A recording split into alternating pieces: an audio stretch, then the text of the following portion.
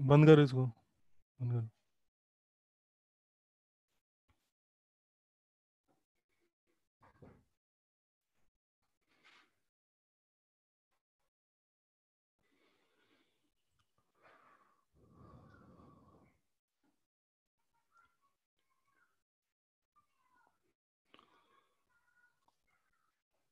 Okay, good morning class. Welcome back after Diwali. So now we are going to start the next topic, that is predicate logic. As I have told you, there are two components. One is called propositional logic and the other one is predicate logic. So earlier we have discussed about propositional logic. Now moving to the next, let me talk about predicate logic. So here we are.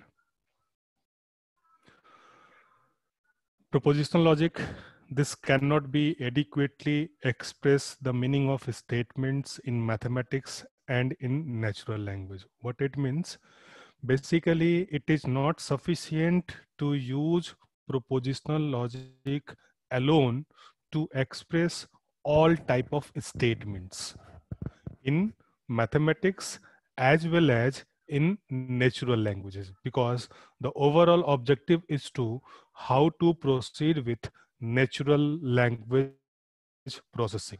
Okay, so we discuss this all in context to that.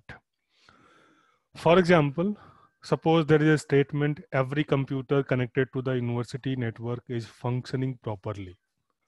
Now, let me tell you, if you want to translate this particular statement, now we cannot do so. Why we cannot do so? Because there is a term every. Okay. If we are saying this computer is connected, this computer connected to the university network is functioning properly, then it is possible to say that it is true or it is false based on the single value.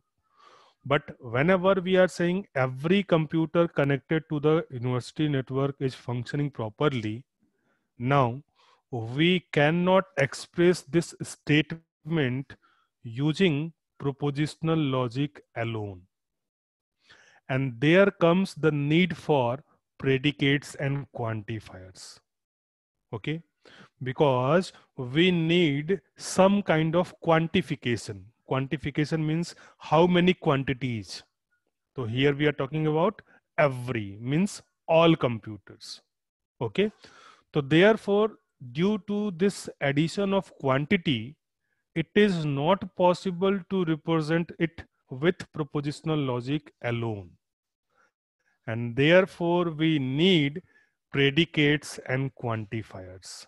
Quantifier, as the name is, quantifier means the operators which are used for some kind of quantification that will specify the quantity. Quantification means that will specify the quantity.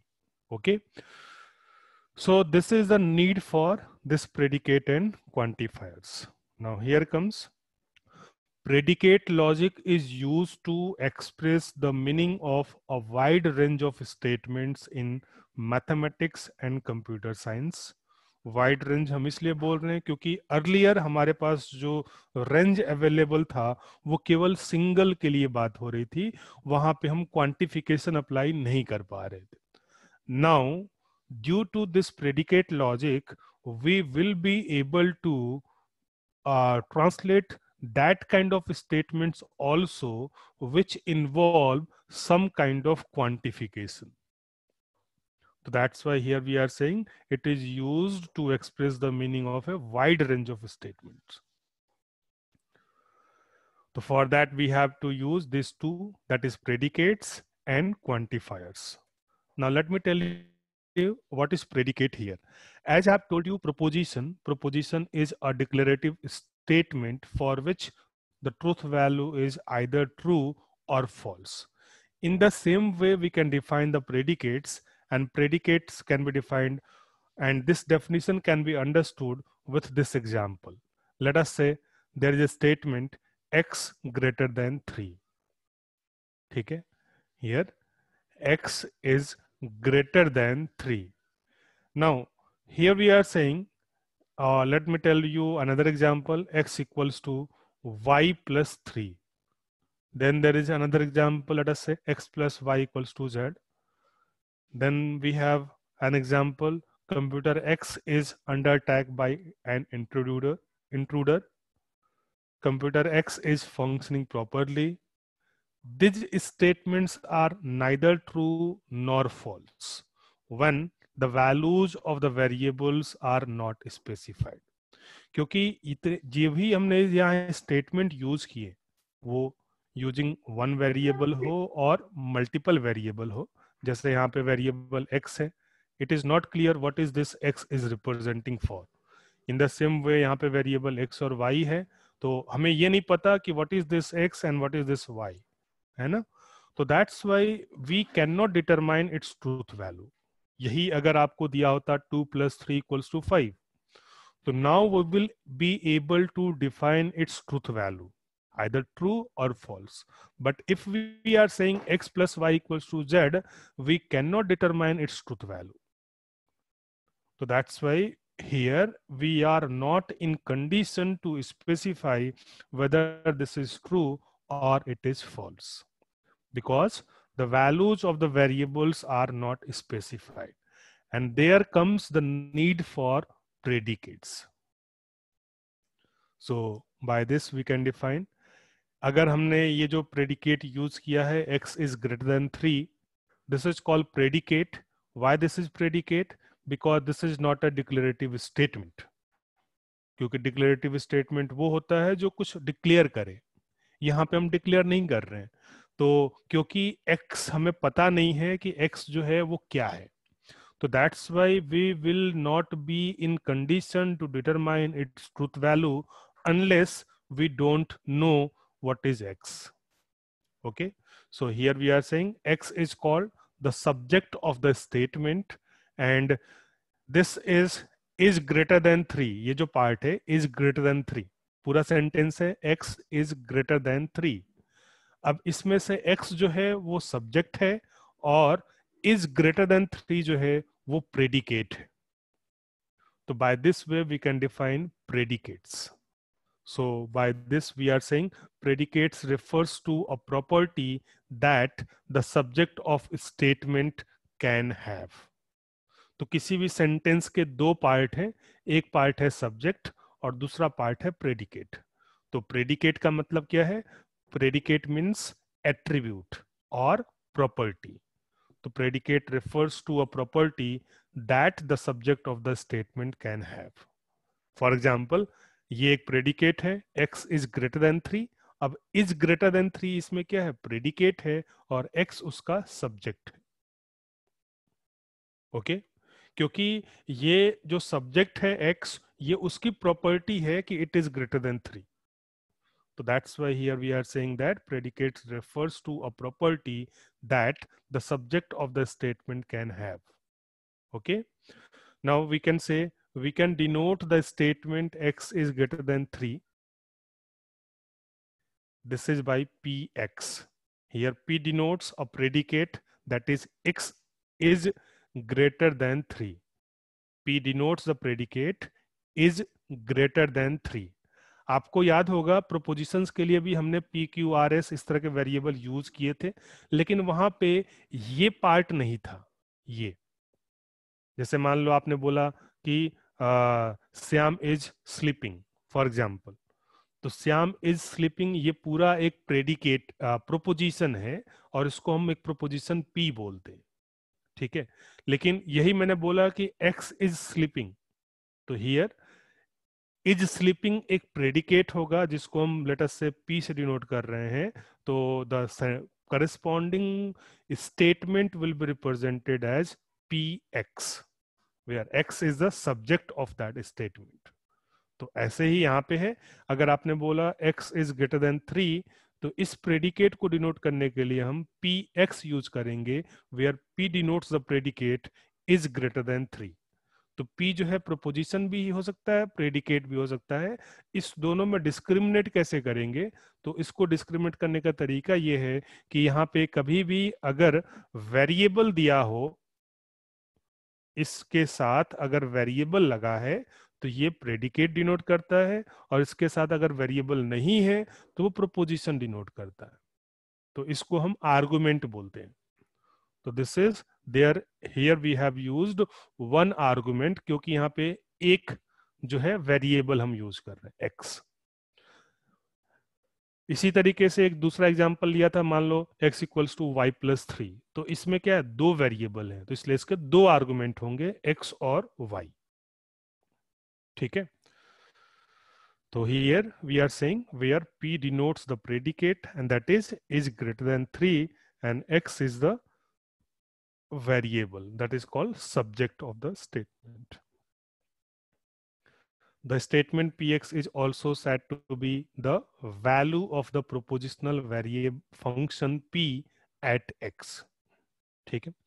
तो अगर p prepositional function है तो उसकी value x variable पे क्या है, इसको हम p ऑफ x से डिनोट कर रहे हैं। और इसमें अगर हम x को कोई वैल्यू असाइन कर दें तो नाउ इट बिकम्स प्रोपोजिशन। तो once a value has been assigned to the variable x, the statement px becomes a proposition and has a truth value. Let us say x को हमने 2 से 2 value assign कर दिया, तो now we are saying 2 is greater than 3. At this position, we will be able to determine its truth value. That will be true or false. तो x की value अगर हमने 2 रख दिया तो 2 greater than 3, this statement is having a truth value of false. x की value हमने 5 रख दिया तो 5 greater than 3, तो this will have a truth value of true. So that's why we are saying that once a value has been assigned to the variable, the statement becomes a proposition, and that will have a truth value. Got the meaning? Let us say if we are saying x is greater than 3, this is a predicate, क्योंकि हम इसके truth value determine नहीं कर सकते। लेकिन x को अगर हमने वैल्यू 2 से रिप्लेस कर दिया तो अब हम इसकी ट्रूथ वैल्यू को डिटरमाइन कर सकते हैं, because 2 greater than 3 is a proposition for which the truth value is false. Okay, so this is the meaning of that. So once we want to convert any predicate to proposition, what we have to do? So we have to place the value of the variable. तो अगर हम predicates में variables की value place कर देते हैं तो now the predicates become proposition. Okay, next comes, let us say here, let px denote the statement x greater than 3. So tell me, what are the truth values of p4 and p2? Any one of you?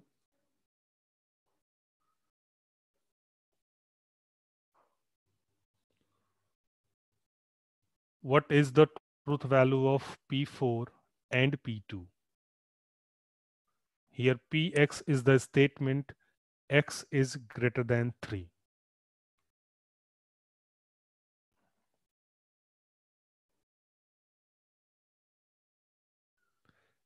You can unmute yourself and you can answer. What is the truth value of p4 and p2? p4 की truth value क्या है और p2 की truth value क्या है?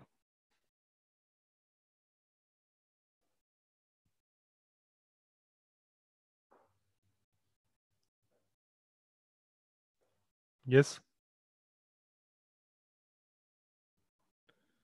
any one of you?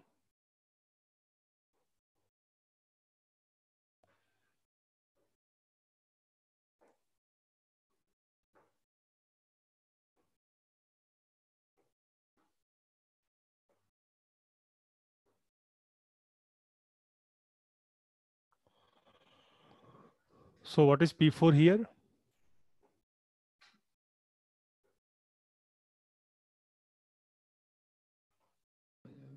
Sir, true. Okay, p4 is true.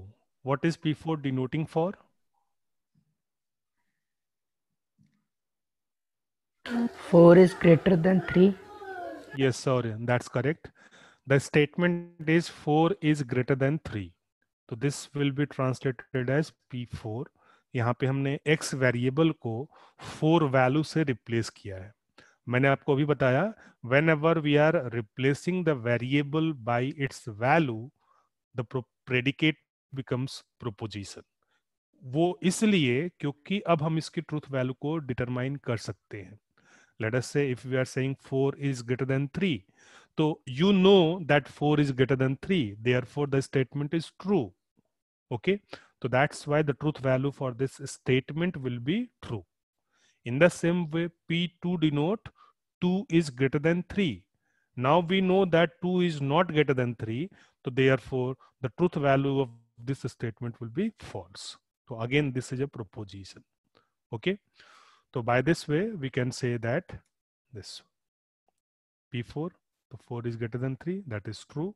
P2, that is 2 greater than 3, that is false. Okay. Now let us say this one. Let AX denote the statement computer X is under attack by an intruder. Suppose that of the computers on the campus, only CS2 and Math 1 are currently under attack by intruders. What are the truth values of A CS1, A CS2, and A Math 1?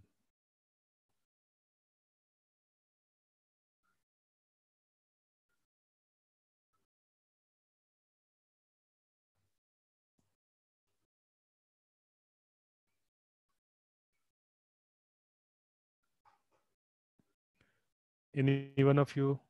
Very simple it is. यहाँ ए x जो है वो predicate है जो denote कर रहा है computer x is under attack by intruder.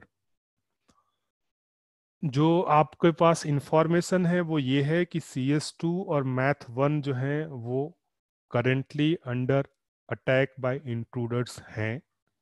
तो इसके बेसिस पे what will be the truth value of A CS1, A CS2, A math 1.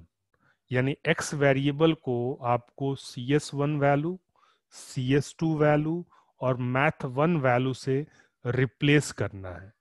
और उसके बाद, क्योंकि मैंने बताया था कि वेरिएबल को जब हम वैल्यू से रिप्लेस कर देते हैं तो प्रोपोजिशन हो जाता है और उस प्रोपोजिशन की ट्रूथ वैल्यू को हम डिटरमाइन कर सकते हैं.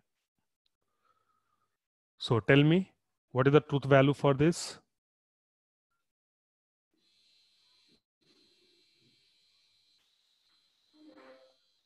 यस सर के CS1 के लिए फॉल्स होगा और बाकी सब के लिए ट्रू. यस. तो very simple it is. Ketan, you are also correct. ACS1 का मतलब हो गया CS1 is under attack by an intruder. CS2 is under attack by an intruder, or math 1 is under attack by intruder.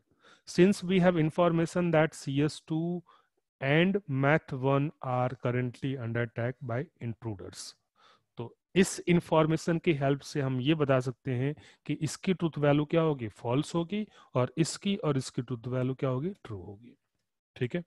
तो that's why this one, because CS1 is not in the list of computers currently under attack, we conclude that CS1 is false and then both are true. ठीक. now moving to the next. तो ये तो हम बात कर रहे थे single variable की. now we are talking about statements with more than one variable. let us say this one. पिछले एग्जाम्पल में x ग्रेटर देन 3 जो हमने एग्जाम्पल लिया था वहां पे एक ही वेरिएबल था x. अब हम वो स्टेटमेंट ले रहे हैं जहां पे एक से ज्यादा वेरिएबल्स हो सकते हैं. Late us say x equals to y plus 3. तो we can denote this statement by q x comma y. तो यहाँ पे हमने दो आर्गुमेंट लिए हैं, यानी दो वेरिएबल लिए हैं, क्योंकि इस स्टेटमेंट में दो वेरिएबल्स है. तो x और y को हम प्रेडिकेट वेरिएबल्स बोल रहे हैं और q जो है एक प्रेडिकेट है. q is the predicate. Okay.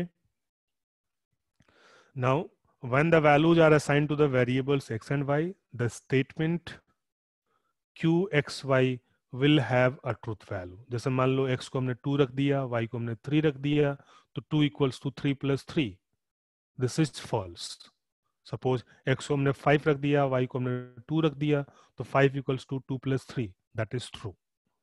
तो अगर हम वैल्यूज असाइन कर दें वेरिएबल्स को, तो हम क्यू एक्स वाई की ट्रूथ वैल्यू को फाइंड आउट कर सकते हैं कि वेदर इट इज ट्रू और फॉल्स. तो now if we replace the variables by their values, it becomes propositions. Otherwise, now it is predicate having two variables x and y. तो इसको हम ऐसे डिनोट करते हैं. ठीक है, यहाँ पे एग्जाम्पल लिया हमने. Let us say qxy denote the statement x equals to y plus 3. Then what are the truth values of propositions q12? q12 का मतलब x को आपको 1 रखना है. फर्स्ट फॉल होगा सर. हाँ, x को फर्स्ट फॉल्स आपको होगा, 1, सेकंड ट्रू. सेकंड वाला ट्रू होगा. यस. तो x को 1 रखना में, y को 2 रखना है. 1 equals to 2 plus 3, that is false. x को हमने 3 रखना, y को 0 रखना है. 3 equals to 0 plus 3, that is true. ठीक है, तो by this way we can find out the truth value. Okay, तो ये तो मैंने आपको जस्ट फॉर इंफॉर्मेशन ये बता दिया कि हम कैसे एक से ज्यादा वेरिएबल्स ले सकते हैं प्रेडिकेट के केस में. ठीक है, और ऐसे ही हम n नंबर ऑफ वेरिएबल्स अगर ले रहे हैं, तो in general a statement involving n number of variable, late us से x1 x2 xn, तो this will B denoted by p. p is the predicate and x1 x2 xn are the predicate variables. So a statement of the form this is the value of the propositional function p at the n tuples x1 x2 xn, and p is called a n place predicate or n array predicate. जैसे दो variable है तो binary predicate, one variable है तो unary predicate. ठीक है, 3 variable है तो टर्नरी प्रेडिकेट. ऐसे ही n वेरिएबल है तो n array प्रेडिकेट.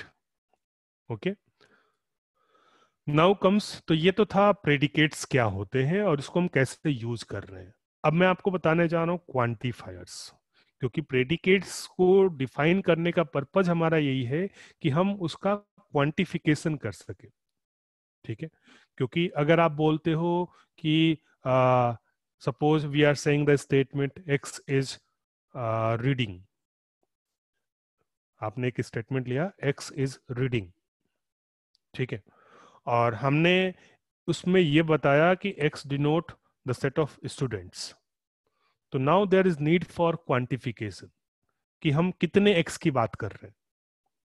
ठीक है, तो उसके लिए हम क्वांटिफायर्स यूज कर रहे हैं. ये जो क्वांटिफायर है, when the variables in a propositional functions are assigned values, the resulting statement becomes a proposition with a certain truth value. ये तो मैंने बताया अभी आपको. However, there is another important way called quantification to create a proposition from a predicate or propositional function. ठीक है, एक तो तरीका ये है कि आप वेरिएबल को उसकी वैल्यू से रिप्लेस कर दो, तो वो प्रेडिकेट जो है प्रोपोजिशन में कन्वर्ट हो जाएगा जिसकी कुछ ट्रूथ वैल्यू होगी, that will be either true और फॉल्स. दूसरा तरीका ये है कि हम उसका क्वांटिफिकेशन कर दें. ठीक है,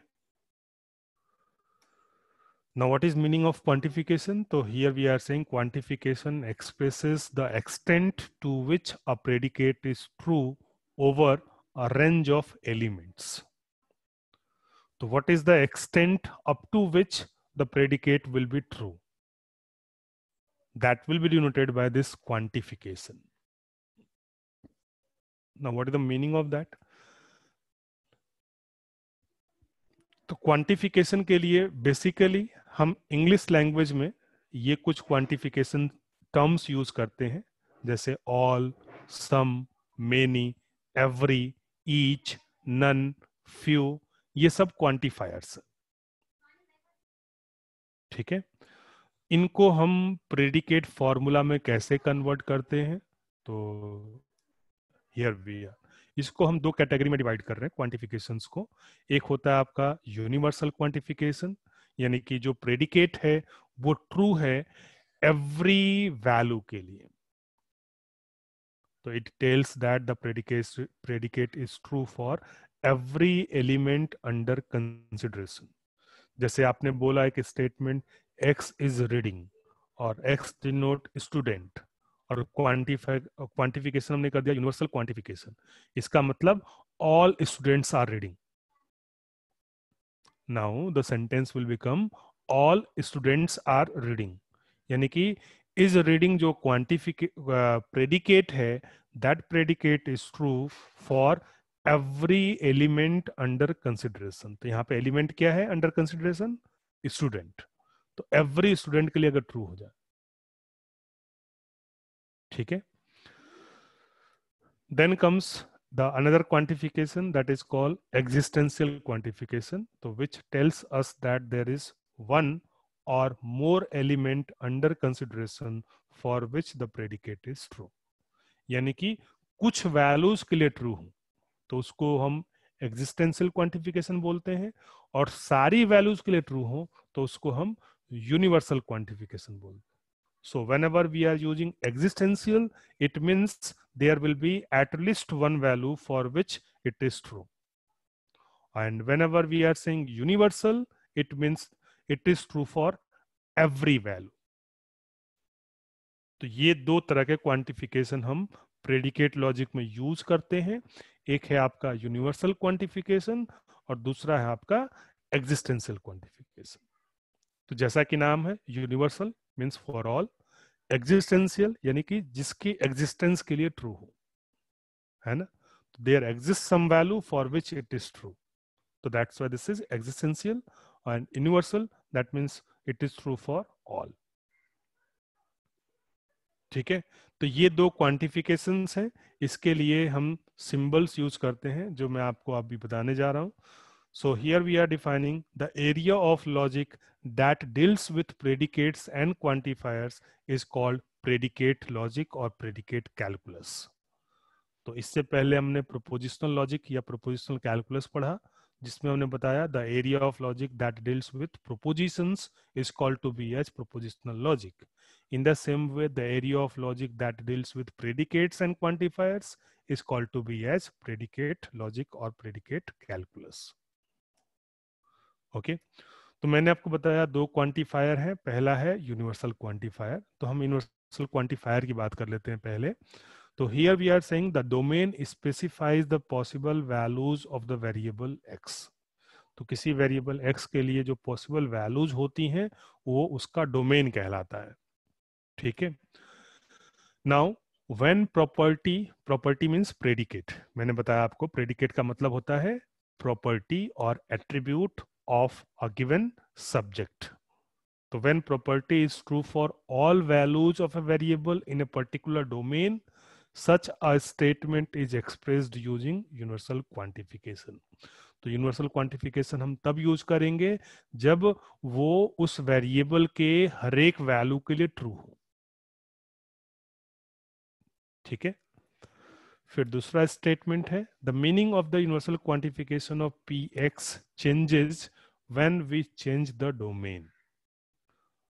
जब तक हम डोमेन चेंज नहीं करेंगे तब तक पी एक्स में चेंज नहीं होगा, क्योंकि पी एक्स जो है उस डोमेन की हर एक वैल्यू के लिए ट्रू है। The domain must always be specified when a universal quantifier is used. Without it, the universal quantification of a statement is not defined। जैसे आपने सेट थ्योरी जब हम यूज करते हैं तो वहां पे हम एक यूनिवर्सल सेट डिफाइन करते हैं जिसके अंदर हम सेट को रिप्रेजेंट करते हैं, क्योंकि यूनिवर्सल का मतलब यूनिवर्स तो बहुत लार्ज है ना, तो कहीं ना कहीं आपको आपको एक डोमेन सेट करना होगा। जैसे आपने बोला कि every student in this class is taking class of discrete, ठीक है। तो अब हमारा डोमेन यहाँ पे क्या है? तो यहाँ जो डोमेन है वो क्या है? स्टूडेंट। तो हम हर एक पर्सन की बात नहीं कर रहे हैं, जो स्टूडेंट है केवल उसकी बात कर रहे हैं, और उस स्टूडेंट में भी कौन से स्टूडेंट? जो इस क्लास में है,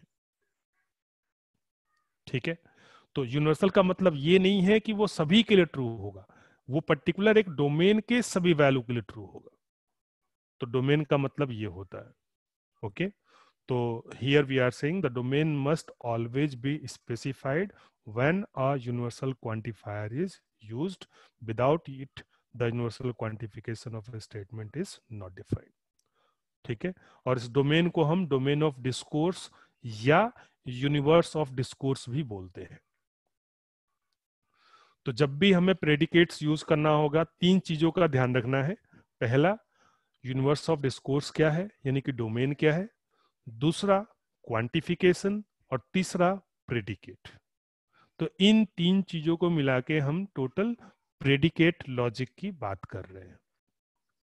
ठीक है, तो we have to take care of this three components, that is domain, quantification and predicates.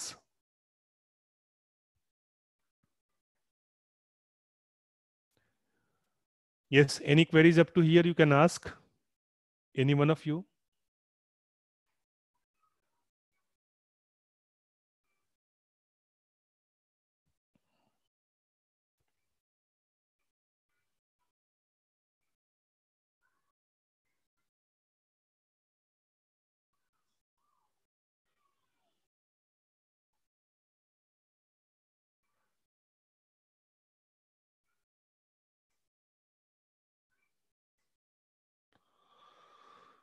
Okay, so moving here,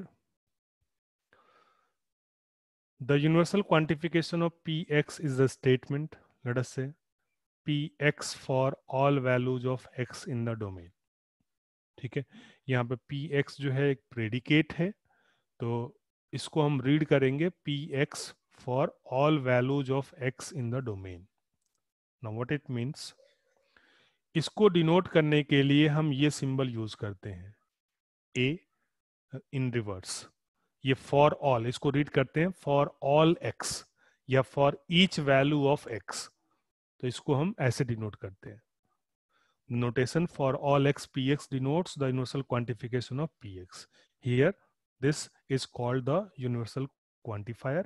We read for all x px, इसको हम कैसे रीड करेंगे, for all x px, या हम इसको ऐसे भी रीड कर सकते हैं for each value of x px is true, या for every x px।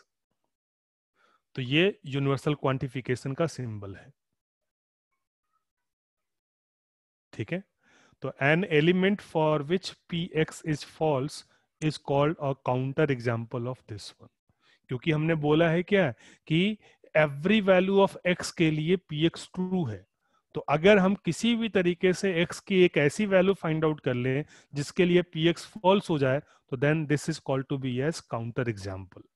तो इसलिए जब हम स्टेटमेंट प्रूफ की बात करते हैं तो उसका एक मेथड होता है काउंटर एग्जाम्पल, और काउंटर एग्जाम्पल का मतलब होता है कि हम एक ऐसी वैल्यू फाइंड आउट करें जिसके लिए जो गिवन स्टेटमेंट है वो फॉल्स हो जाए। तो this thing is called to be as counter example. Counter example का मतलब हम एक ऐसा एग्जाम्पल पेश करें जिसकी वजह से हम स्टेटमेंट को डिसप्रूव कर सकते हैं। तो ये भी एक प्रूफिंग या प्रूविंग मेथड है किसी भी स्टेटमेंट की वैलिडिटी को। ठीक है, क्योंकि जो आपका स्टेटमेंट है वो क्या है, for each x P x is true. तो if we are able to find out any value of x for which P x is false, then that will be a counter example for that. क्योंकि आपने बोला है क्या कि वो x की हर एक वैल्यू के लिए ट्रू है, और मैंने आपको एक ऐसी वैल्यू दे दी जिसके लिए वो फॉल्स हो जाए, तो आपका स्टेटमेंट क्या हो जाएगा, फॉल्स हो जाएगा, क्योंकि मैंने एक काउंटर एग्जांपल आपको दे दिया। ठीक है, here let px is the statement x plus 1 greater than x. What is the truth value of the quantification for all x px where the domain consists of all real numbers? तो here x denote a real number, तो किसी भी real number के लिए क्या ये true होगा हमेशा? नो सर, ये काउंटर एग्जांपल हो जाएगा। कैसे? क्योंकि सर एक्स में कोई भी रियल वैल्यू डालेंगे तो सब एक्स से बट नहीं सर, सर सर ये कहीं हिंट्री हमेशा टाइप में। फॉल्स रहेगा। फॉल्स या ट्रू? सर ये नहीं ट्रू, सर, ट्रू ये ट्रू हमेशा रहेगा, ट्रू रहेगा। सॉरी सॉरी सर, सॉरी, हमेशा ट्रू रहेगा ये। ट्रू दिस विल रहेगा। ऑलवेज बी ट्रू, क्योंकि आप x की मतलब x मतलब कि कोई ऐसा रियल नंबर आप प्रेजेंट नहीं कर सकते जिसके लिए ये स्टेटमेंट फॉल्स हो जाए। आप कोई सा रियल नंबर ले लो, हम उसके लिए ये नहीं बोल सकते कि x+1 ग्रेटर देन x नहीं होगा, क्योंकि कोई भी नंबर उसके एक ज्यादा से हमेशा क्या होगा, बड़ा। बड़ा ही होगा, है ना? क्योंकि यस +1 कर रहे हैं ना हम, और x क्या है, दैट इज रियल नंबर। तो यहाँ पे डोमेन क्या है, domain is real number. x is a number and that domain is what, real sir, number. Range भी। नहीं नहीं, रेंज की बात, डोमेन और रेंज जो होता है वो फंक्शन के कॉन्टेक्स्ट में होता है।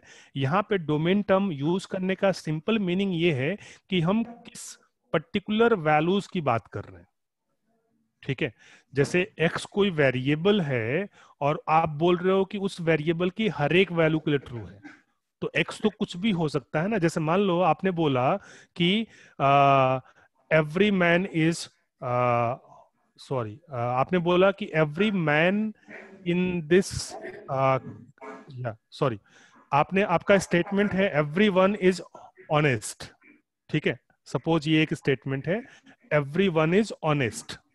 ठीक है, तो यहाँ पे एवरी वन क्या है, it denote about person. Yes sir. ऐसा नहीं वो हम एनिमल की बात कर रहे हैं। तो यहाँ पे डोमेन क्या हो गया, set of persons. That person can be male as well as female. लेकिन यही अगर स्टेटमेंट है आपका, every male is for example honest, honest, तो यहाँ पे आपका डोमेन क्या होगा, केवल मेल पर्सन। हम फीमेल के बारे में बात नहीं कर रहे हैं, है ना? तो ये मीनिंग है डोमेन का। डोमेन का मतलब ये है कि जो आप क्वांटिफिकेशन कर रहे हो वो कुछ पर्टिकुलर वैल्यूज के लिए बात कर रहे हो आप, है ना? तो that's why we have to define it. Otherwise क्या होगा, यूनिवर्स तो बहुत लार्ज है ना कहीं आपको बाउंड करना पड़ेगा। ठीक है, तो that's why we need domain information.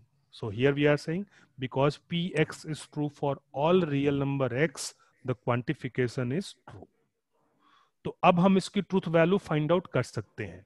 केवल px की ट्रूथ वैल्यू हम डिफाइन नहीं कर सकते, लेकिन आपका स्टेटमेंट अगर है फॉर ऑल एक्स px, तो अब हम इसकी ट्रूथ वैल्यू को डिफाइन कर सकते हैं। ठीक है, गॉट द मीनिंग?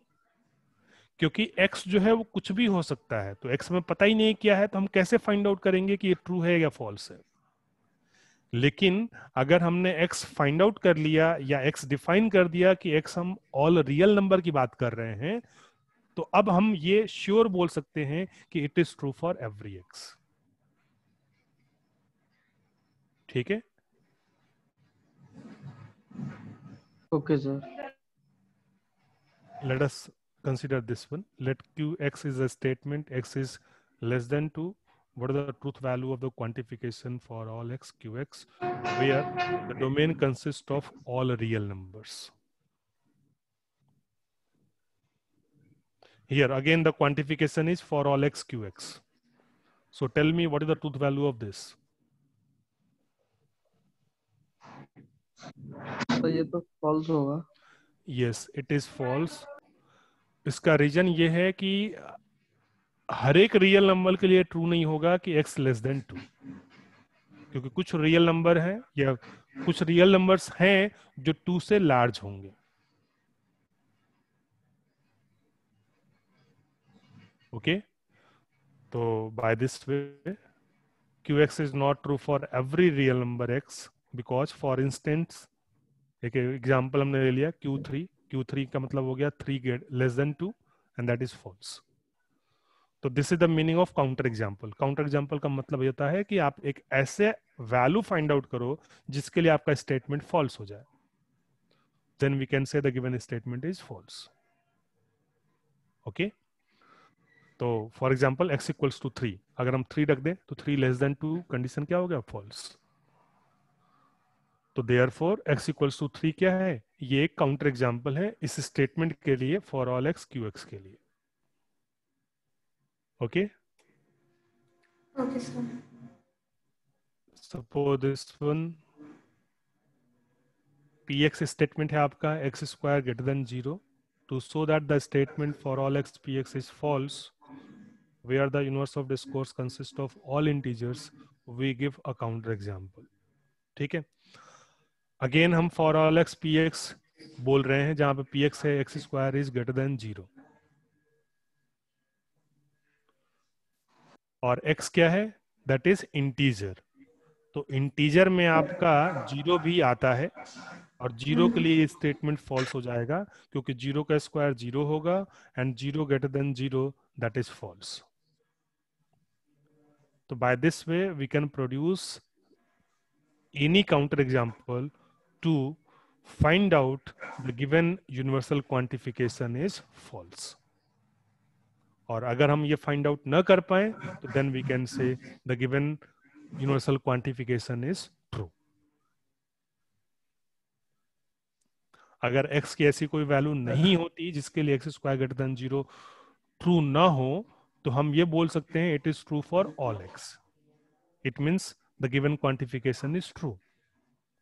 लेकिन x की कुछ वैल्यू ऐसी हैं जिसके लिए हम ये बोल सकते हैं कि for all x px false हो जाएगा एंड दैट्स व्हाई इसकी ट्रूथ वैल्यू हो गई फॉल्स. ओके, तो when all the elements in the domain can be listed it follows that the universal quantification for all x px is same as the conjunction this one.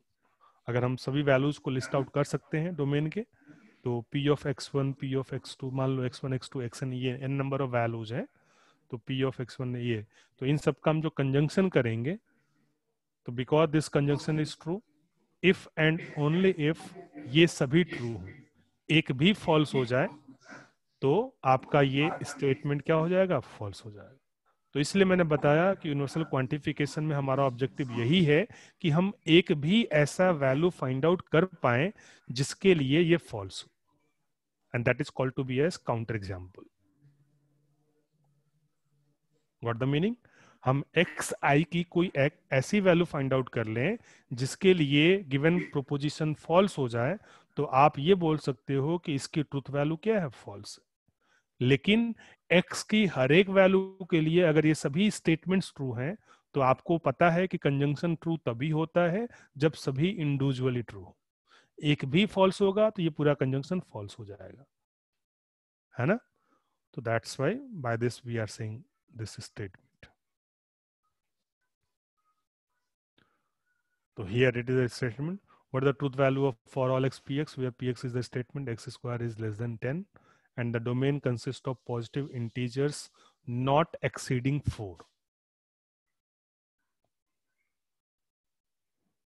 Yes, tell me.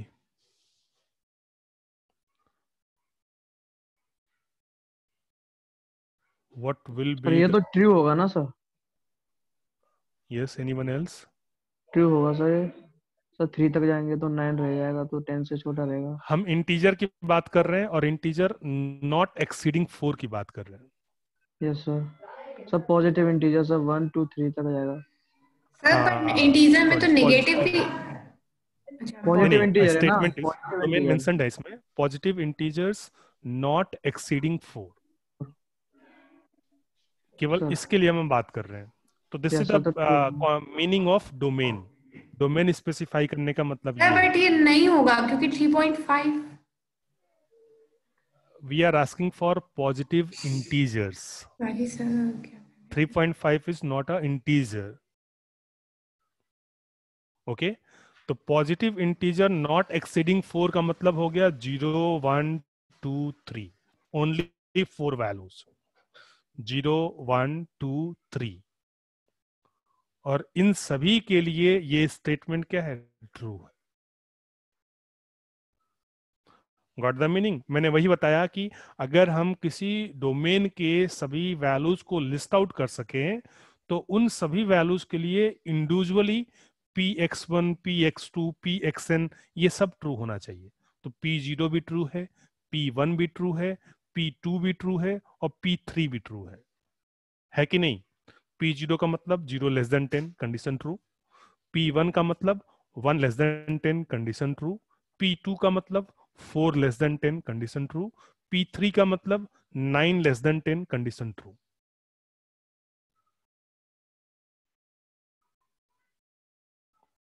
ठीक, लेकिन इसमें जो है हमें 4 भी include करना है, because we are saying positive integers not exceeding 4, यानी अप टू 4 हम ले सकते हैं, 4 को एक्सीड नहीं करना चाहिए। तो क्योंकि ये 4 के लिए फॉल्स हो गया, तो इसलिए ये जो प्रेडिकेट है या ये जो क्वांटिफिकेशन है वो क्या होगा, फॉल्स होगा। लेकिन यही अगर दिया होता नॉट एक्सीडिंग 3, तो 0 1 2 3, उस केस में ये सब ट्रू होता। तो 0 को हम कंसिडर करते भी हैं, नहीं भी करते हैं, तो that is not of effect. ठीक है, कि हम 0 को पॉजिटिव इंटीजर ले रहे हैं या नहीं ले रहे हैं। ठीक है, तो 0 को हम कंसिडर भी कर सकते हैं, नहीं भी कर सकते। ठीक है, तो नॉट एक्सीडिंग 4 का मतलब यह है कि वैल्यूज अप टू 4 हमें लेना है। आप इसमें 0 भी इंक्लूड कर सकते हो, है ना। तो क्योंकि 0 को हम पॉजिटिव इंटीजर में भी कंसीडर करते हैं, नेगेटिव में भी कंसीडर करते हैं। ओके, तो that is not of concern. तो क्योंकि P4 फॉल्स है, तो that's why the quantification will be false. तो this is the meaning of for all. For all में मैंने ये बताया कि अगर एक भी फॉल्स हो जाए तो ये पूरा फॉल्स हो जाता है। तो क्योंकि P4 फॉल्स है, क्योंकि P4 का मतलब हो गया 16 लेस देन 10, और ये स्टेटमेंट क्या है, फॉल्स। तो इसलिए ये जो क्वांटिफिकेशन है इसकी ट्रूथ वैल्यू क्या होगी, फॉल्स। यहाँ पे एक और एग्जांपल मैंने लिया है।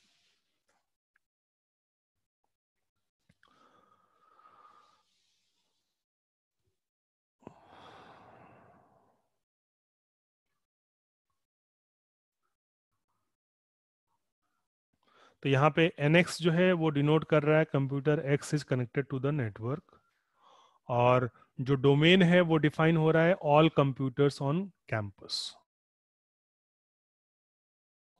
ठीक है, तो फॉर ऑल X है, तो इसलिए स्टेटमेंट क्या हो जाएगा, all computers on campus is connected to the network, क्योंकि X की जगह हम क्या क्या प्लेस कर देंगे, फॉर ऑल X। और फॉर ऑल X का मतलब ऑल कंप्यूटर्स ऑन कैंपस, या एवरी कंप्यूटर्स ऑन कैंपस, या ईच कंप्यूटर ऑन कैंपस। ठीक है, तो the statement will be every computer on campus is connected to the network, जो हमने प्रीवियस सबसे पहले पेज पे आपको दिखाया था, ये कि हम इसको प्रोपोजिशनल लॉजिक से ट्रांसलेट नहीं कर सकते, लेकिन हम इसको जो है प्रेडिकेट लॉजिक की हेल्प से ट्रांसलेट कर सकते हैं। That will be like this way for all X NX. Here NX denote X is connected to the network. So for all X NX will denote every computer on the campus is connected to the network. X की जगह आ गया computer on the campus, और for all है तो every computer on the campus. ठीक है, तो existential quantifier जो है हम नेक्स्ट क्लास में डिस्कस करेंगे। यहां तक अगर किसी को कुछ समझ में ना आया हो, you can ask, any one of you having any queries up to this, you can ask.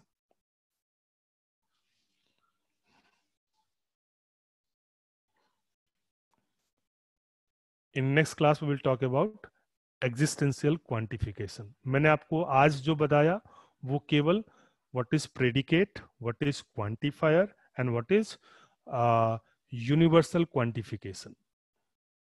ठीक है, तो अगली क्लास में हम लोग डिस्कस करेंगे एग्जिस्टेंशियल क्वांटिफिकेशन, और उसके बाद हम ट्रांसलेशन सीखेंगे कि प्रेडिकेट लॉजिक से हम कैसे ट्रांसलेट करते हैं।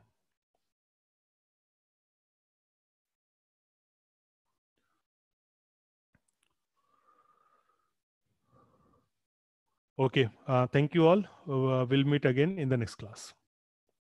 Thank you, sir.